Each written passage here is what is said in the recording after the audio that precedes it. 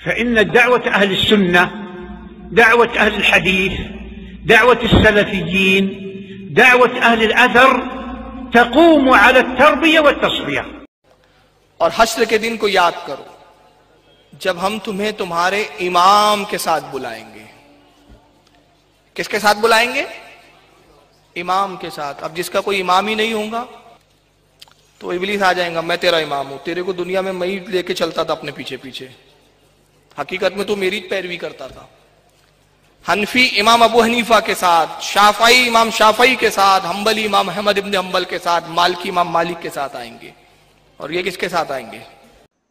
اس کے بعد فرمایا گیا قیامت کے دن ہم لوگوں کو ان کے امام کے ساتھ بلائیں گے. یوم ندعو کل اناس بامامہم، یاد رکھو اس دن ہم لوگوں کو تمام انسانوں، کل اناس، ہر انسان کو اس کے امام کے ساتھ بلائیں گے.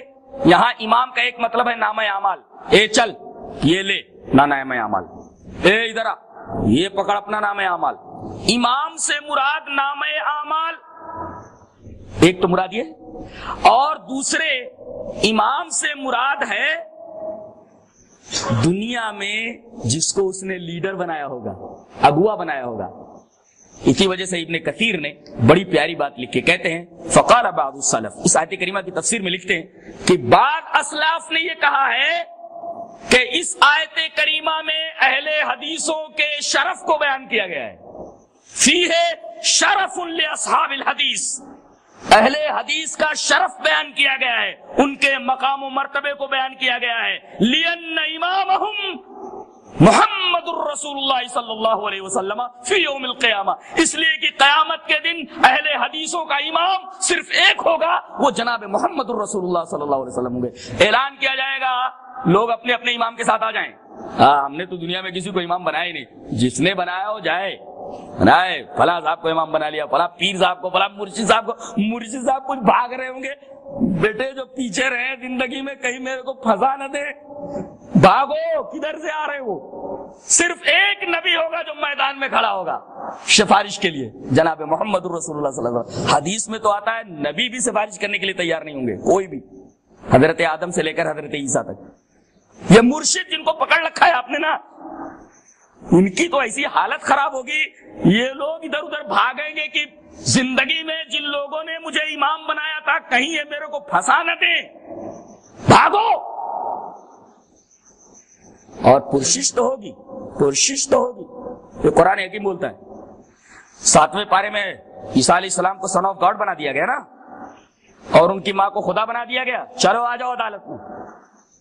کیا کیا ان دونوں نے؟ کچھ نہیں کیا.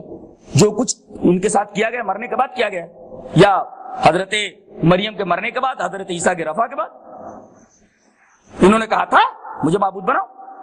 اللہ پوچھے گا کہ اے عیسیٰ ابن مریم تم نے کہا تھا کہ تم میری ماں کو اور مجھے معبود بنا لو؟